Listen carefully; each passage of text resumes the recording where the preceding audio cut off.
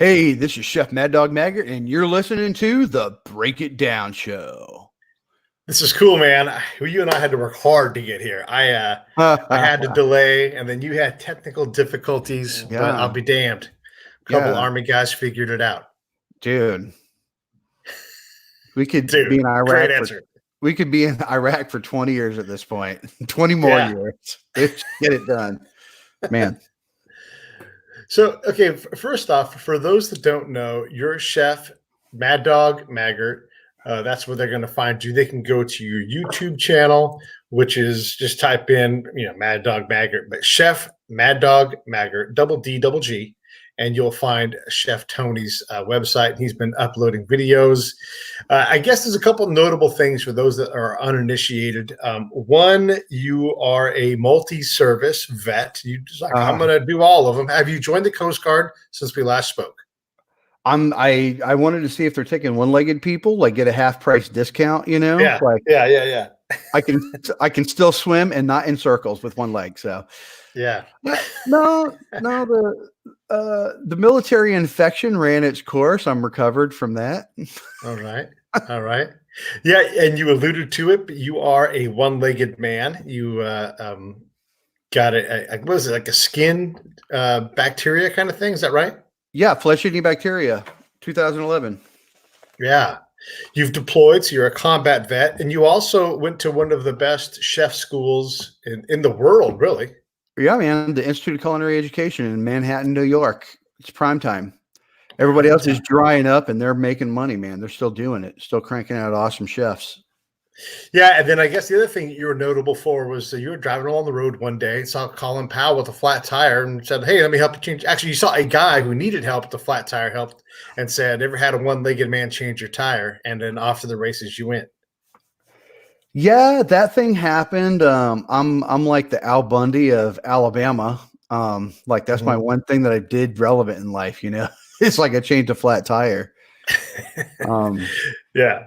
But it was newsworthy. It made the news because it's just, and look, man, we don't have to get into the COVID thing, but in this time where everybody's in everybody else's business and terrified of what's next, here you have this guy who's like, hey, it's like you need a hand. And it's one of the things that sets us apart, I think, from the rest of the world.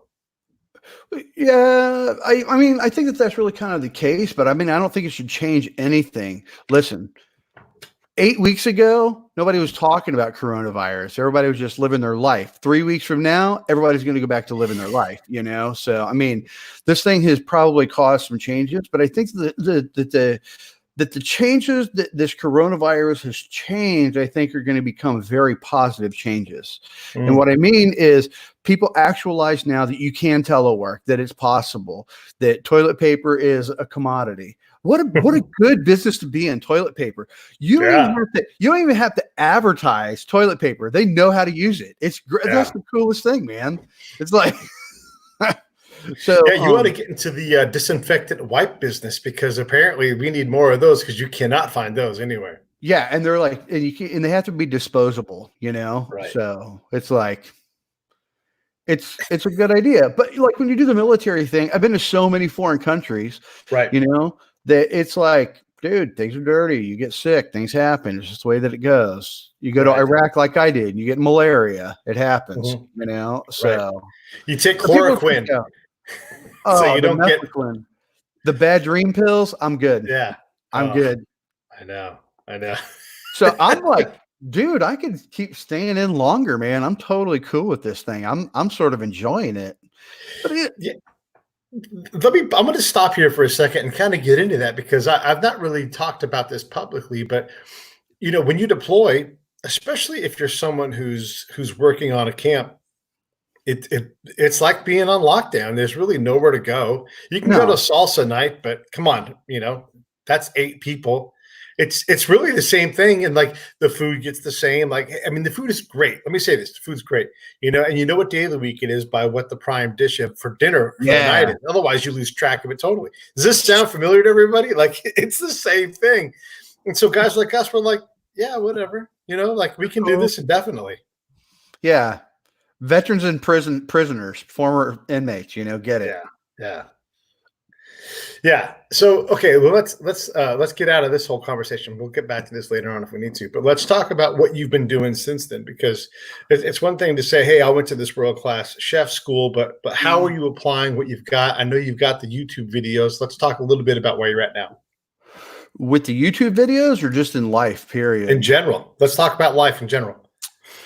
Talking about life in general, so it's challenging, right? Let me add to this story. So I go and I change General Colin Powell's tire. I'm getting interviews all over the place: TV interviews, radio interviews, podcast interviews. The Break It Down show being the best of the podcast by For far, sure. right? Let's be honest, Right. right? Um, and so I'm getting all these interviews. I'm coming back from CBS, and they were like, "Hey, you got an interview with Northrop Grumman. I don't even know what's going on, man. I'm just going to meet these people and we'll figure it out."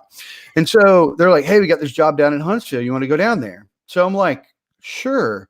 I want to get out of DC. I'll pack up my entire family. We'll go down to Huntsville, Alabama." So we did. So we come down here, and then corporate went through some changes, and they're like, "You're going to a new sector." I go to a new sector. They're like, "We don't have work for you." I'm like, "This is crazy." So I'm like, I'd never experienced that kind of uncertainty before, because believe it or not, when you're in the womb of the military, you are taken care of. Like, Yeah. you have no clue.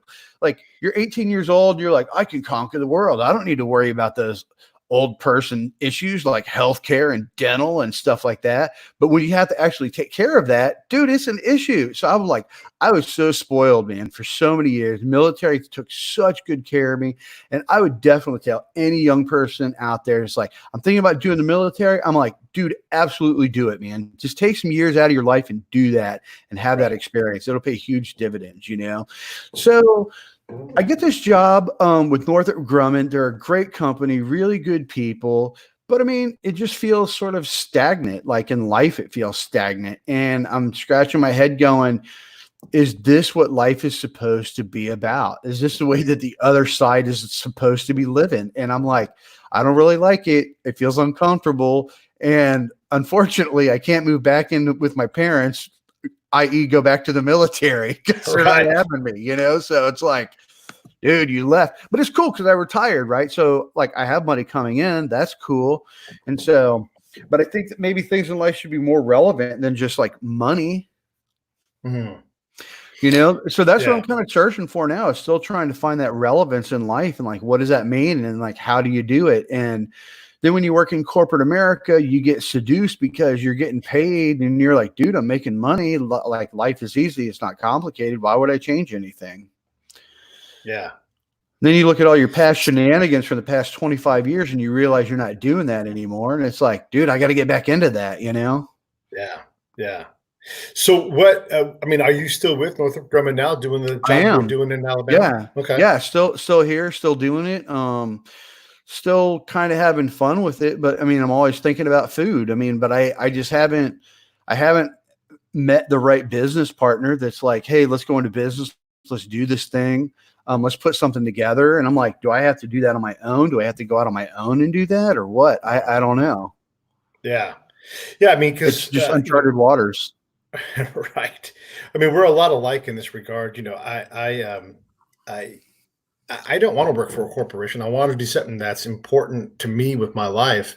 And there's nothing wrong with working a workaday life and making sure the bills are paid and the family's fed and all that stuff. But I'm past that point in my life now. Like I have done too many things where I'm like I'm sort of a bad employee, I guess you would say overall, because I've had to do it on my own. You know, I've gone off the camp 1,000 times and looked at danger in the face every day to sit at a desk and do a job that doesn't challenge me. I just can't do it. I'm not wired for it anymore. Does that make sense at all or no?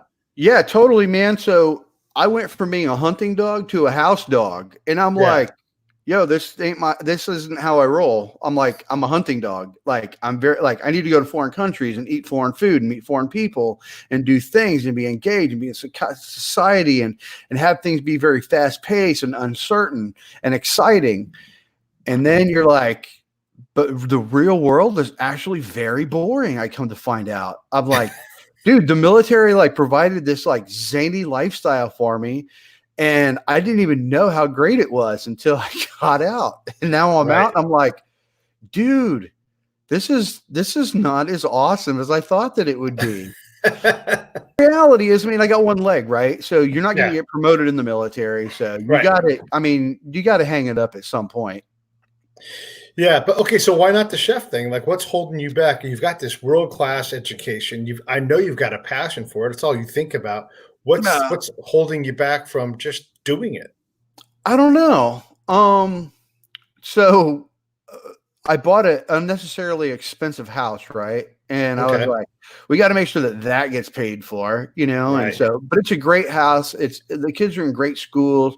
These are the things that are important because I told the wife, I was like, dude, we're making this huge commitment to leave the chaos of DC to go down to Alabama, and our kids are going to go to one of the best schools in the entire nation. So that's really like an awesome thing. And it's like you only get one whack at the pinata on sending your kids to a good high school, right? So I want to make Right. that happen. So we got our house. But the thing is, you know what the blessing was of all of this, Hmm. or whatever you want to call it, the coronavirus. So so they started putting out, hey, you can refinance your house and stuff because of all this stuff that's going on. So I refinanced the house. So it's like now my mortgage is super low, man. And I'm like, dude, this is awesome. So now I'm going, now I should think about this thing. I should Right. really put my hat on and like go, what does it take to do the chef thing? And do you want to be a chef? Do you create a business? I was talking to somebody today and it's like, you know, it's like, dude, let's up on the gas and do a food truck. Would that be cool? Would that be crazy? I mean, I don't know. I don't have the answer Yeah. to it, to tell you the truth. Well, okay, so why not do a food truck? I mean, I know before we talked about the Pete, city bus. you already know why. Because the first sergeant never told me go open a food truck. If the first sergeant told me that, I would do it, right? Like nobody's giving me direction. I could do whatever I want. Now I don't even know how to handle all that. Like I want you to acquire one food truck, an that's right. OE silver spatula, and a container of propane gasoline, and then employ that in a fashion where you create chow for people, charge them $5 a plate, and repeat. Got it. Done, first sergeant. I'm good to go. So, you know, so Scan um your sector. maybe fear like a lot of people suffer from, you know, it's like, hey, I Yeah. want to do something but I don't know how to do it. And I guess I'm the type who will go and explore something to the end of the universe and until I think that I found all the answers. And usually by that time the opportunity's already passed you, man. The ship's already out the water and you missed the boat, man. And I'm like, maybe I shouldn't do that. Maybe I should be more judicious with my time and focus on what I really want to do. I mean, my wife supports me, you know, and so yeah, I mean, we talked about a food truck before. I've been thinking a lot about a butcher shop and like what do all these things mean? So Right. I think it's just a matter of getting out there and doing it. Well, I definitely think it's a matter of doing it, but I mean, doing it is you know how to do it. It's just what do you do next? So let's just say that to get a food truck out the door and working where you're able to turn some profit, you're talking. I don't know. You got to get your hands on, or at least borrow 120 grand, right? Got to get a truck. You need Dude, supplies. All that. less than that, man. I think I could do it for like we've been looking into it and we could do it easily for 50,000, no sweat. I mean, but All when you right. look How hard? between 50 and 100,000, so what I've said is I'm not going to keep talking about this thing. I'm going to do it. So I linked up with the local chamber of commerce and then I'm going to start to touch base with accountants and stuff like that because these are some of the areas that I think that it's better to understand. So I think some people are just like, yo, I'm going into business and they're like, they just go for it. I don't know how they do Yeah. it, man, but there's like backyard football, man. They're like, go long and maybe I'll throw it to you. I'm going to open a business and I'm running. I'll catch it. So they do it. And then some people are successful and then some people crash and burn, but then some people are okay with the crash and burn, you know, and then they get themselves up and they do something different. And then maybe some people do the food truck thing and then maybe go back into corporate America, you know? I mean, I don't know. So with that, I'm going, dude, I'm going to do it. So I started my own business. It's called Chef Maddog Maggert LLC. So that's established and I'm continuing to grow that. And so I want to see where things go, where I can take this entire thing. Well, okay, so there's a lot of ways to do this, though, right? Like, so if the food truck costs 50 grand, you've got a house that doesn't cost you hardly anything. You know, you have to Yeah. go establish the business. Do you know how to build? I'm going to call it a route. Do you know how to build a route so that you've got your, like on Friday? What kind of food truck would you open, first of all? Let's find that out. Well, here in Huntsville, Alabama, people there are folks that have food truck, but most people are like, "Hey, we're doing barbecue," but it's not really exciting, right? And Okay. everybody who they have that's serving food in these food trucks, they barely know how to cook. They're definitely not classically trained chefs, so they're not thinking about things that are like really kind of outside the box. Some things that like I have created, right? Like redneck egg rolls, which is pulled Okay. pork with collard greens in an egg roll. That's awesome. Yeah. That's super cool, right? Who has that? Like nobody has that. Nobody has it around here. So you got to like, I think you need to do something that is more specialty and unique, and they got people excited, Right. And like this, doing stir fries because I was like, I'm gonna do a stir fry like right Yeah. now. If you're watching, we're watching Mad Dog's YouTube channel, and that's him making stir fry. You guys should definitely go check out Chef Maddog Maggert. If you're listening, go to Chef Maddog Maggert on YouTube, and you'll see it. And he does these videos. So it's a classically trained guy. Like, this is stir fry. Okay, so the folks doing barbecue, but they're doing it right. That's sort of part of your problem, is like you're just not doing it.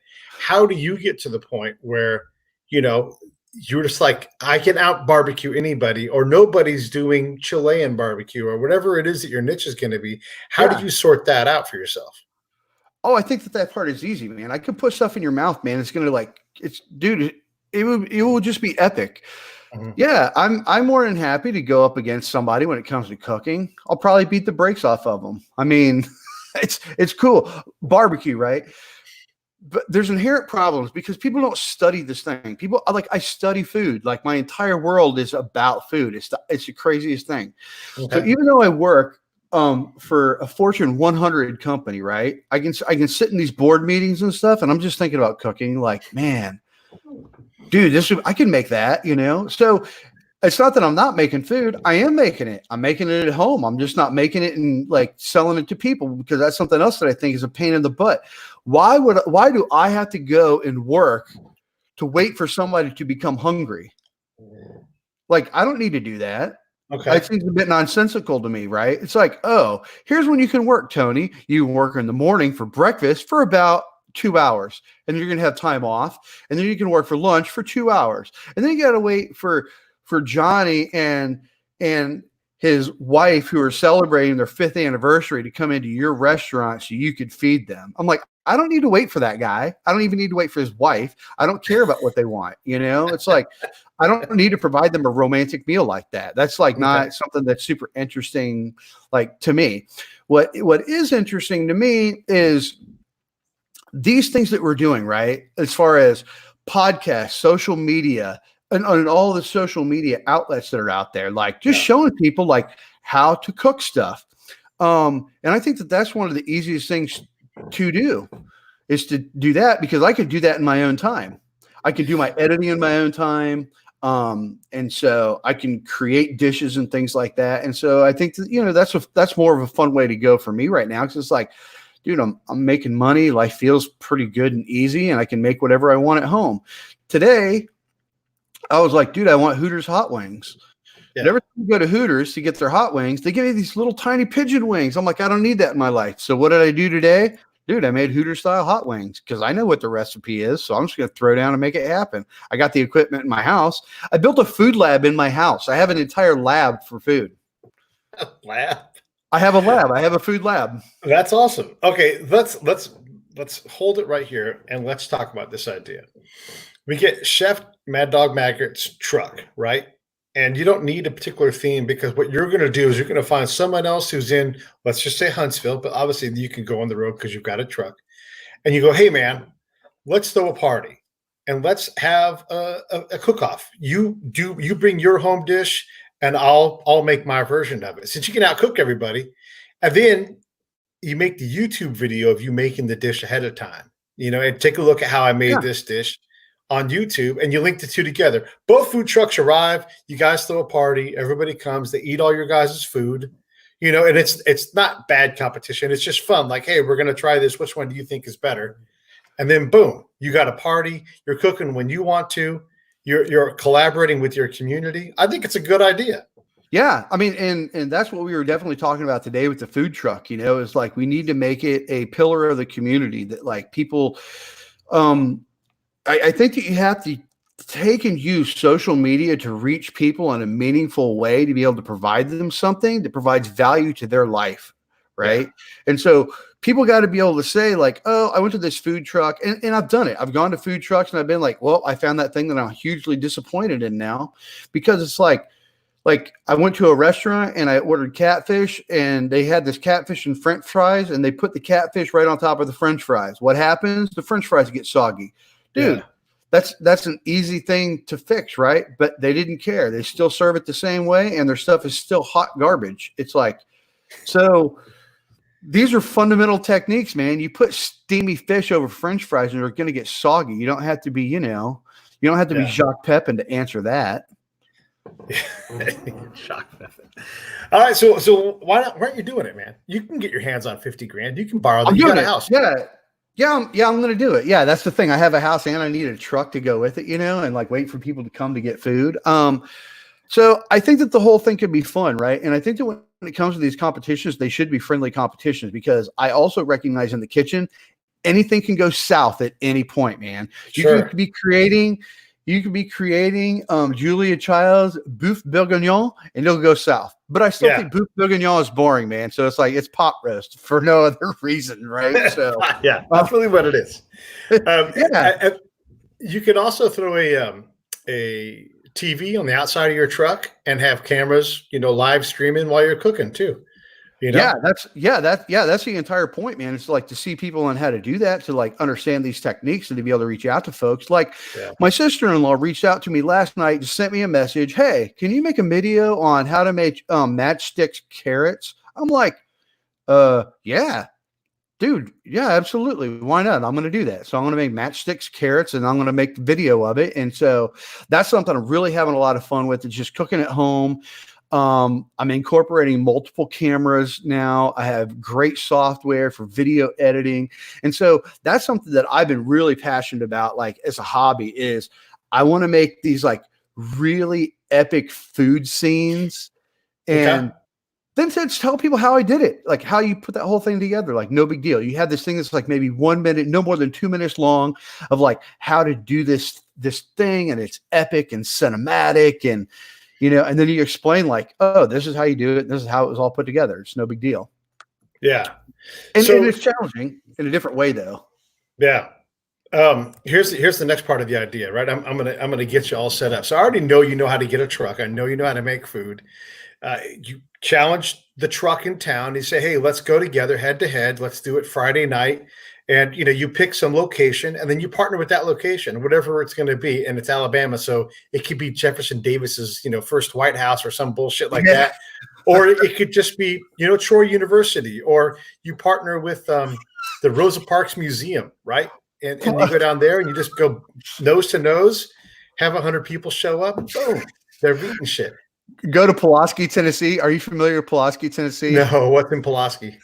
It's the home of the KKK. Oh God!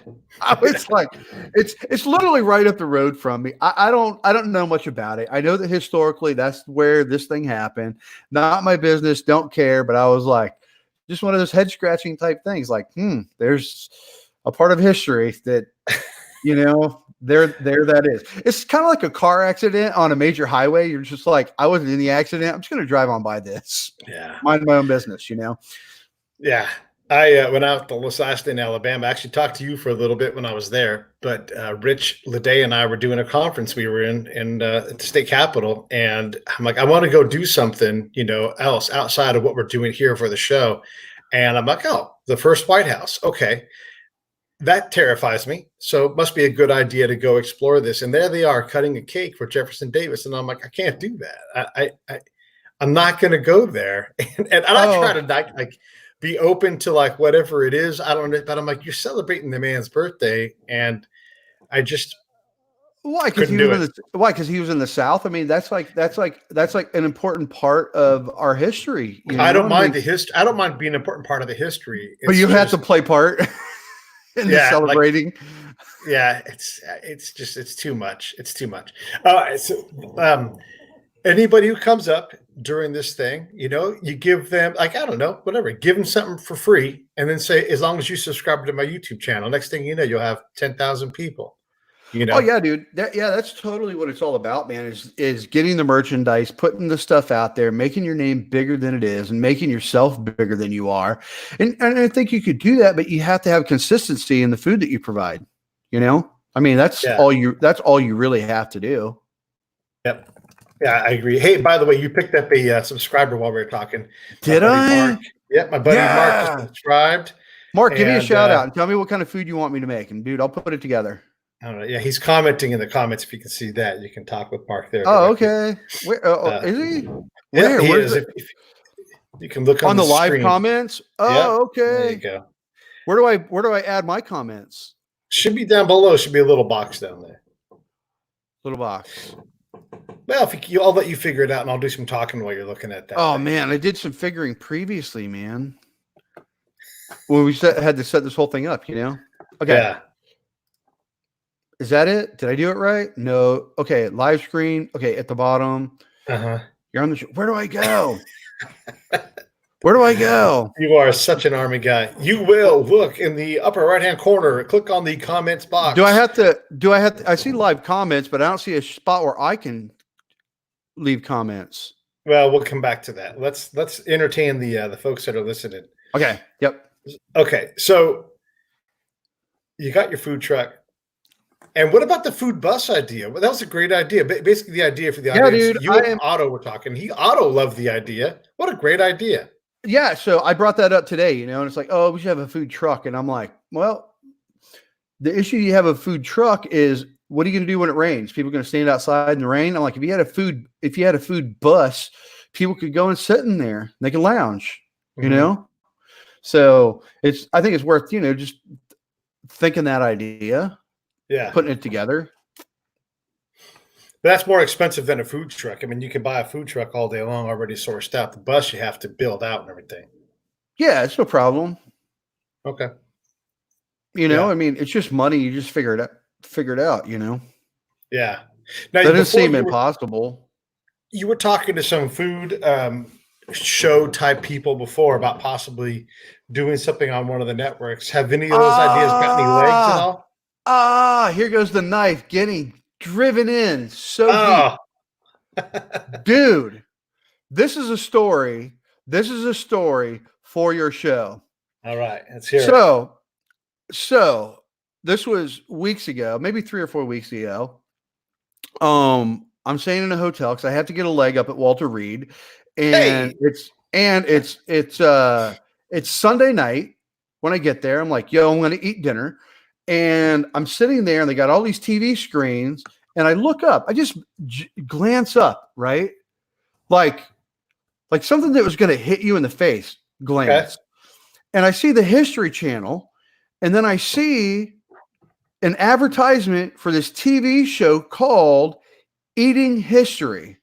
Nice. So the History Channel called me up, and they're like, hey, man, we want you to come up here. Dude, we want you to film. We want you to host this show called Eating History.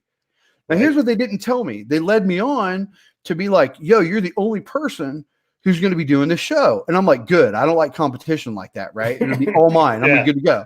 I show up. There's 5 people. And I'm like, okay, this is weird. You didn't tell me this part. So there's 5 folks, and we're all casting, doing different stuff. And the producers and staff are all like, oh, don't worry. They love you. You got this. It's no big deal. Dude, you're the man. And you're like, but then time goes by and you're thinking, oh, I have this wonderful date to the prom, but then they don't call you and the prom is approaching, right? That was the feeling that I had. So in the end, I call them every Thursday. I talk to the network and they're like, oh, haven't heard anything. Nothing's going on.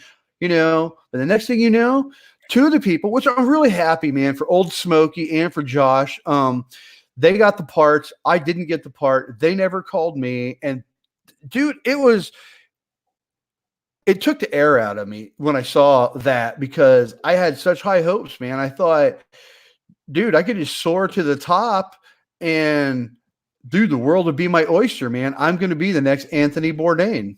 Yeah. Well, now I feel like Anthony Bourdain in his current state, you know? So you're a little ahead of him. You're a little ahead of him.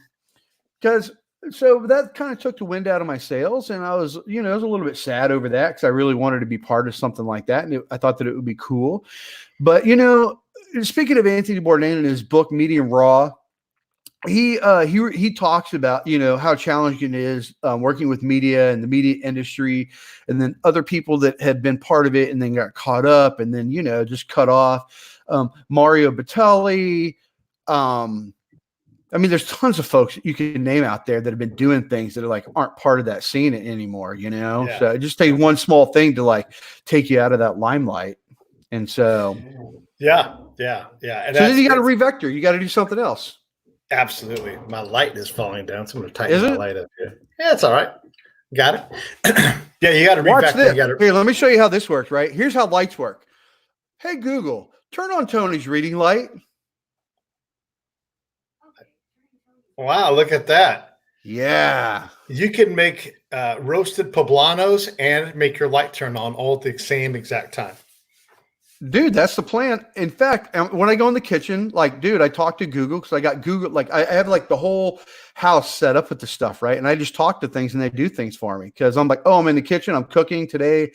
I made these gangster hot wings. And I'm like, hey, Google, set a timer for 12 minutes. Done. Don't have to touch anything. It's beautiful. I like it. I do too. What do we got to do to get you mobile? Like then the moving around, you know? So the idea about you eating history and all that shit. Here's the thing I've learned, and I learned this the other day, especially from a guy named Alex Ferrari, who has a fantastic podcast. Everybody should look it up. He wanted to get into the film industry, and he was trying, and he was trying. He put his 10,000 hours in, and then some. Just couldn't get in. You know, like it's that hard sometimes. Yeah. It doesn't matter how good you are. And he's like, well, fuck it. I'm going to build my own film industry, do my own production, do my own writing, do my own everything. And then he's like, and here's the thing, and this is as much for the audience as it is for you and me. You know, like when folks come and they want to know your numbers, like how many people, well, you know, 250,000. Oh, well, 1 million people, whatever. You know, they always want it to be more. Like, well, if it's more, I don't need you. Like if I have the audience myself, I do what the fuck I want to do. And Jeff Hoff is a good example of this. He's a Marine guy who became a writer. He wrote fiction, and he writes like fiction about like the EMP goes off, and you know it's post-apocalyptic things. And he realized like I'm paying everybody else to make my book go, but my books already go without them, so I'm just going to self-publish. Now he had to build an audience first, but he realized I have an audience, and I'm just going to go direct to them and talk to them directly. And monetize that way. He didn't need the big machine anymore. And in this day and age, dude, you don't either. You don't. You know, I mean, there's so many ways to get out there and to reach people. And so, and maybe this past month and a half has been truly a time for people to reflect on what's important, what their priorities are. Who am I personally? Where do I fit in society? I would hope that that's what people are doing, because that's certainly what I've done. Right. You know, it's like you just take a knee and you're like, okay, let's talk about, give me 3 ups, 3 downs. You know, where are we at? You know, I'm still here to shoot, move, and communicate, but it seems very boring. So I'm like, yeah, I think that that's something I should probably, you know, look to do, is to put it together. Do the food truck. So what's holding you back at work? I mean, obviously the work is work, and there's nothing wrong with that, right? And you have your priorities, your kids, the wife, the house, and everything. And I'm not trying to put you on the spot, but the company. But what's holding you back from letting that go? Just being a pussy, basically. Yeah, there's probably a good reason why. Well, you know, I've been lying to myself for a lot of years now. I got to be honest with you, because I'm an amputee. But are you lying now? Here's the truest portion of my lie, right? dude, I'm an amputee. I've been getting surgeries every 6 months or more for the past, 6 years. And so Yeah. I've been like, dude, as soon as this settles down, as soon as everything's normalized, it'll be good to go. But then it's like being in combat, you're like, nothing's ever really going to be normalized. It's Right. just a different day, and it's just a different flavor of chaos, Yeah. It's just how you take that and how you digest it and like what you're going to do with it. And so it's like, so maybe I shouldn't use that as an excuse, but it is handy being able to walk around, I got to tell you. But maybe I should just like, honestly, I just got to bite the bullet. In fact, it's ironic because I just got a new boss, and my new boss is like, I don't even know what I'm doing, but we're going to grow and do this thing together. And I'm like, yeah, it's cool. And I said, but as soon as this thing is set up, you're not even going to need me. And she's like, man, you're so into food, man. You should open a food truck. And I'm like, dude, what is this? Like, food truck is like, that's all everybody's going to say now is do the food truck, and you just do it. I mean, maybe that's the case, man. Maybe I just got to get my shot group together and do it. Well, there's also no reason why you can't keep your job you have and build this thing out, and just It's get your true. team, huh? It's true. Yeah, I mean, just and enforce the food truck or whatever, the food bus. By the way, Mark Azevedo says there's a taco bus in Modesto. You get to eat inside. So now we got to go to Modesto, you and I, and go and check out their operation. Which is again, but that's $1,500 in travel and expenses. You come out, you write it off for your business because you're doing something cool, and you get a bunch of great content out of it. Let's do it. Let me ask you a question really quick. Is that a picture of Billy Gibbons on your screen? Billy In the Gibbons. lower left-hand corner from ZZ Top? It probably is. Yeah, it probably is. Yeah, Because and you can see my picture on the camera. Right? Yeah. You got Check some this Billy out. Gibbons. Yeah, I love Billy Gibbons, and look at that. We got the same length, man. Yeah. Matter of fact, I see the picture you're talking about now. Yeah, that's Billy Gibbons. We do these things called album fights, where we put two albums in the ring and we match them up. And song there you one go. is the other album, song one, song two, song three, song four, and we compare and contrast. And so that was Billy Gibbons taking on. It might have been Tina Turner. Oh, there. Yeah. That's funny, man. Yeah, it's a hoot. So, It's a good time. It's a real good time. But yeah, man, man. but so what's up with the lie, man? How did you realize you were lying? And then let's get rid of this fear, because you're not a fearful kind of person. You got one leg and you're bright and sunshiny as hell. Yeah. Yeah. It's true. It's just that, like, you sit here and sometimes you reflect on yourself. You're like, yo, am I doing what I'm supposed to be doing in life? Am I happy? Like, where is life going? And so different things sort of come up. So check my leg out. Look at that. Dude, the Chef Maddog Maggert logoed leg. Yeah. Get yours at Walter Reed Hospital. You can.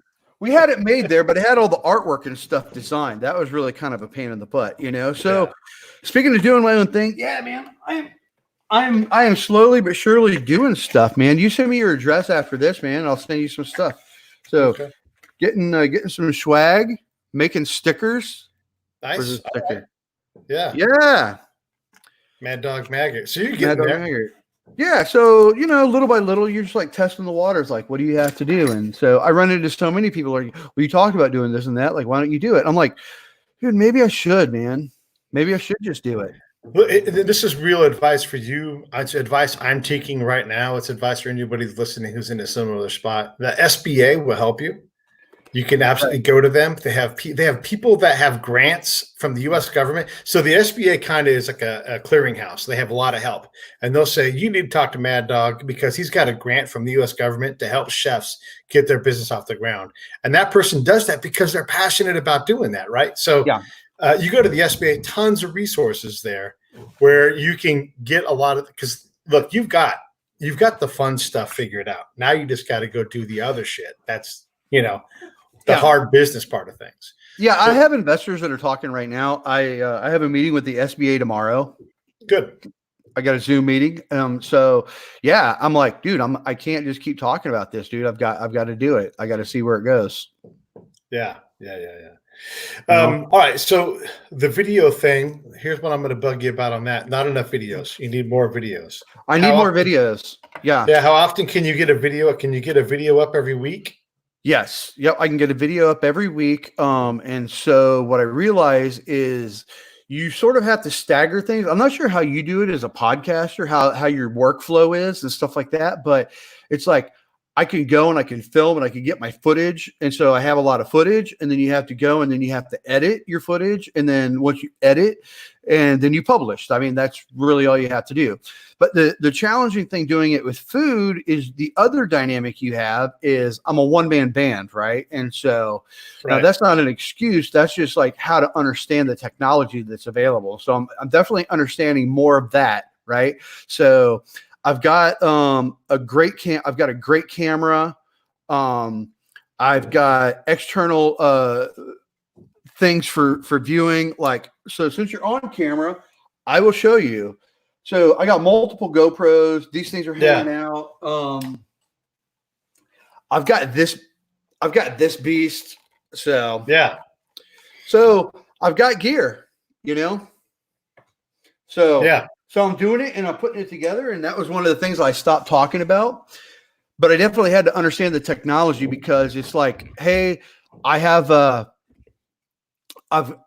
need to, when I edit the videos, I'm the one who has to edit them. So it's like, how does this work?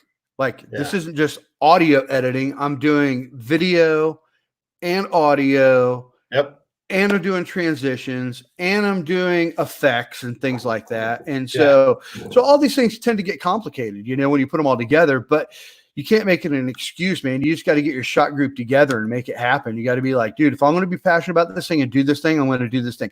So your recommendation on having the cameras and stuff out there, I think that is absolutely epic. Yeah. Watch, see these little glitz right here. Yeah. It's so funny. This is him making chicken. This is an older one. Oh yeah. Yeah. That was me. I wanted to show people, like, how do you spatchcock chicken? So I had a guy at work, and he's like, hey, I keep trying to watch these things on how to spatchcock a chicken. I just don't know. I just don't get it. And I'm like, cool, man, I'll show you how to do it. So then I go through and, hey, am I on? I was still wondering, like, I think it's cool doing this top down thing, and yeah, it is cool. And so when I talk to the producers every Thursday, they were like, dude, stop worrying about trying to make it perfect, man. People want to see the imperfections. They want to see that you're real. And I want to be like, you know what? I don't know what I'm doing. Bam. See, this is cool stuff putting out there. Like, these are poultry shears. This is just like this little visual thing. And then here's your chicken. How to do it, Yeah. So making the whole thing fun, because I think and know that there are people, there are husbands, there are wives, there are men, there are women, there are kids, and they want to do stuff, man. They want to get involved. They want to do this thing, and they want to make food, and they just don't necessarily know how. And people, they overcomplicate things, right? Yeah. Are you listening to the audio on this or just the video? I've got the audio turned off because we're the audio for right because now. We're the audio. So this is really cool. What you just saw was a dynamic image. So you saw Snoop Dogg in there, and then this method is called the Snoop Dogg method. So the issue is when most people cook chickens, they take the wings and they just let the wings hang down on the side, right? So, but if you go and you fold the wings back in this triangular motion, it opens up the breast and it allows you to have more even cooking on your breast, right? So now your wings are out of the way. The problem, people go, well, my legs were too done and my breast wasn't done enough and da-da-da-da-da. This is the thing that helps fix that problem, right? So now your wings are folded out of the way, and now your breast has very open exposure. So your breast is going to be able to get to its 155, and you want your legs to get to the 165. Why is it called the Snoop Dogg method? Because when I was in culinary school, one of the culinary instructors, because when you take and you hold the chicken wings up, it's like a beach cruiser. Hey, Google, stop. It's like a beach cruiser. So the handles on the chicken are like a beach cruiser. Right. So we just called it the Snoop Dogg method. It's one of those things that's like, you have dumb names for all kinds of stuff, right? Here's the chicken twerking. Right? Yeah.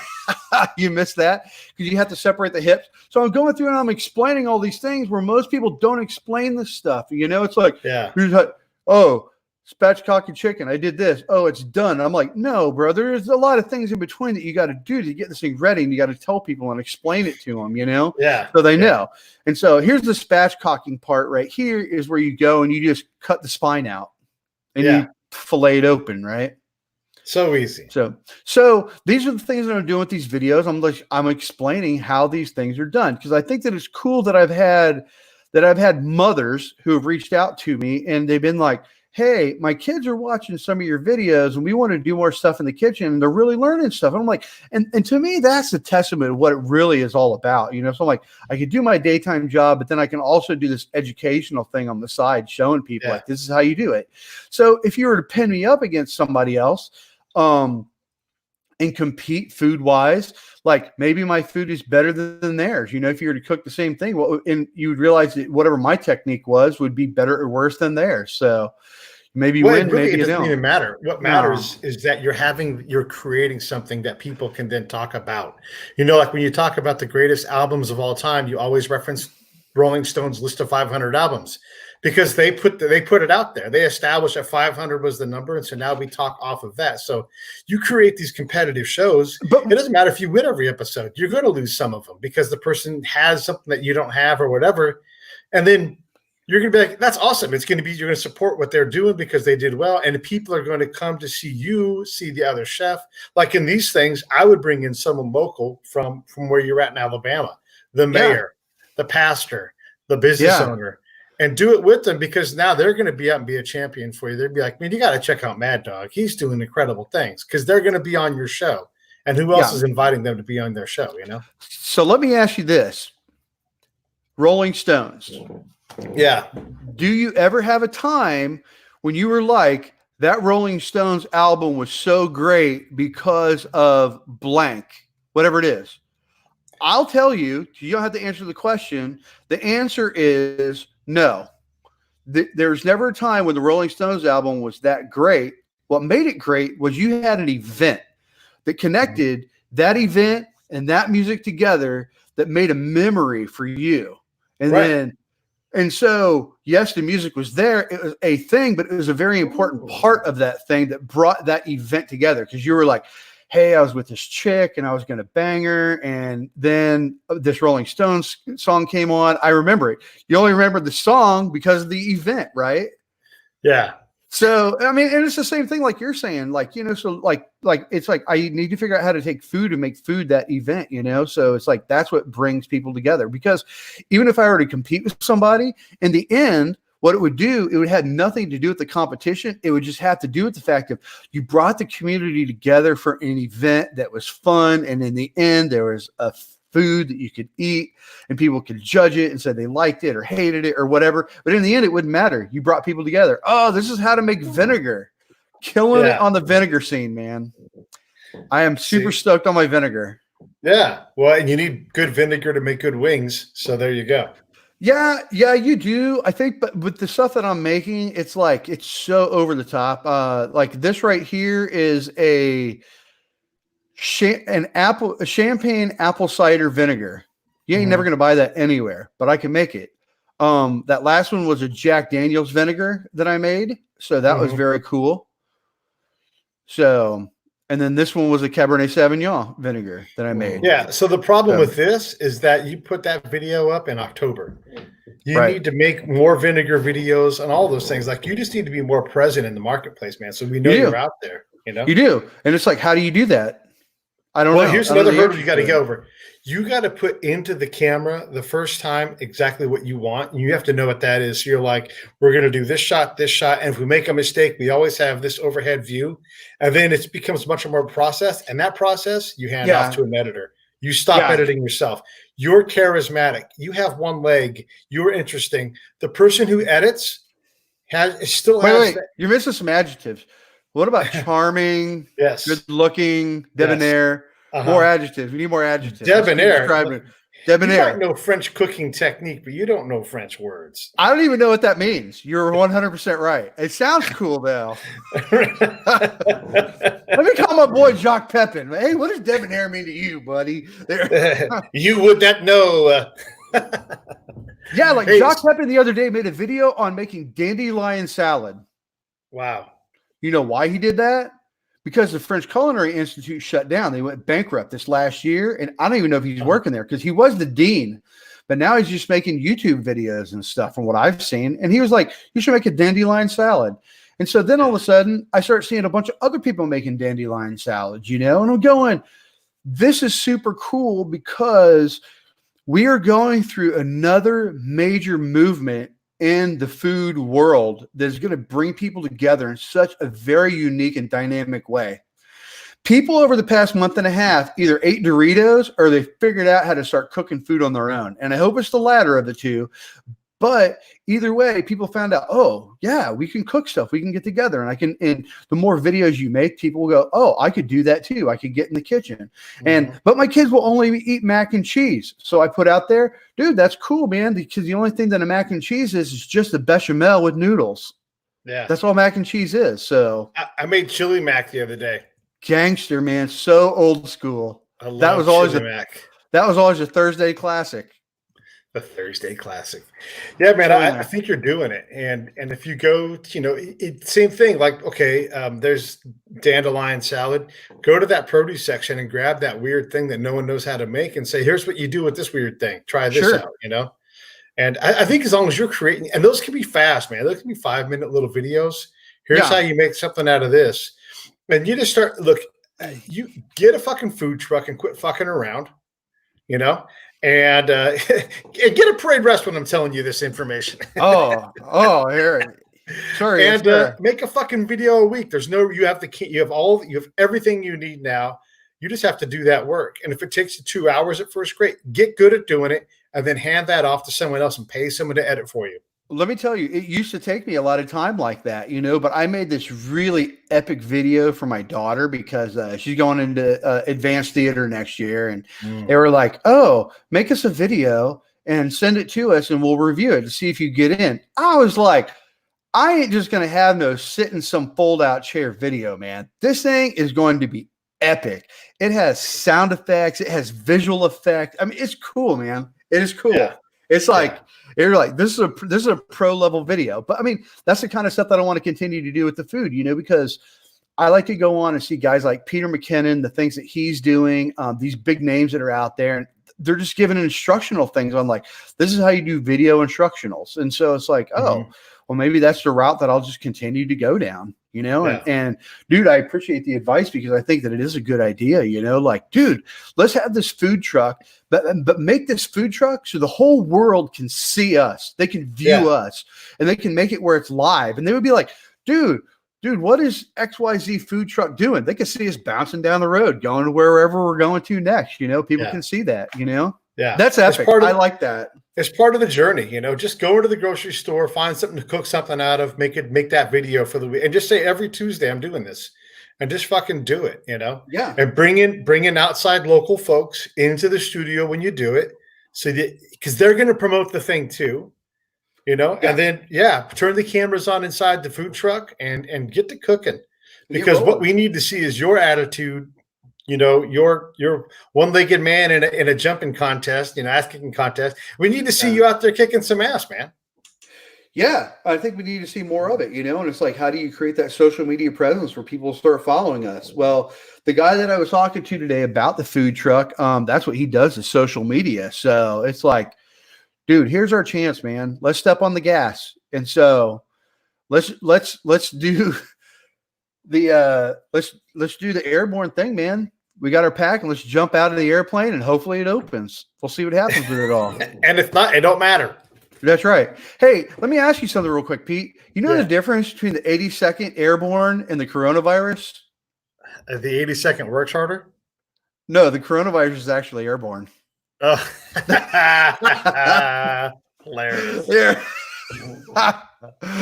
So So I think it's probably time, man. It's like, dude, I did my reflecting. I got it, sort of where I want things to be in life, and just make it happen. Yeah. And again, like, you've got a steady job. Make it so that you're like, fuck, I hate to leave this thing, but I got to, because this truck is so crazy. It's what if it was you have a retirement, you have, disability, you have all these things, right? put them to work to take care of the family and everything, and now go work on building something that matters to you for the next 40 years. I mean, that's what we're talking about. Yeah, that makes it relevant. And so we're talking about not just a food truck, but a food group, because we think that we should have maybe multiple trucks that are serving different styles of cuisine. Yeah. But I would want to be able to take people and get them trained and get them, on how to actually cook and what that means. And I think one of the biggest things is we want to experiment and do some things that are totally, totally different, but that are really like hitting the palate hard. Well, that's brigade and division level shit. Here's what my advice to you. Dude, I'm a fire team. Do squad level tasks and platoon level tasks. Yeah. And do not because you're going to get that. You're so good at cranking those videos out, setting up. Everybody in town should know you already. And if they don't, now is your chance to get to know these guys. Yeah. These are your squad tasks right here. I'm not even in a squad task, man. I'm just rolling as a fire team. Like fire team. All right, half the squad, whatever. The four of us figuring it out. And then we're trying to up channel that back to the squad, making sure that where are you guys at with stuff? So and make your shit a brigade level problem so you get some real assets coming towards you, because that's what it's going to take. No one wants to invest in someone who can't do a video once a week. No one wants to invest in someone who can't, put a crowd out in front of their food truck right away. People don't need that. They want you to build it. Yeah, it's true. It's that's 100% true. So. It's just a matter of stepping on the gas and making that thing happen. And get out here, and we'll go fuck around in LA or California. So we'll go to that taco truck Mark was talking about and just use it to make more content. Like you can compete with somebody, huh? I'll compete with somebody. I'll drive across the U.S. in the truck, and then we'll compete with them, and we'll stop at different locations and be like, "Yo, you guys want to hook up and throw down? We'll do that." Yeah. I'll even come out and I'll roll with you. I'll road dog as much of that trip with you as I can. We can travel fast and hard and show up. Be like, here's what we're going to do.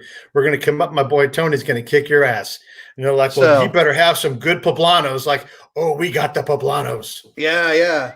So, and there's obviously like the shit talking portion of it, but like, there's always a lot of learning that you get from other people too, man. You just make it fun. Some people get overly emotional about it, but I'm like, dude, just make it fun, man. Just enjoy yourself, My buddy Paul is out here. He's a former military guy. He's Air Force.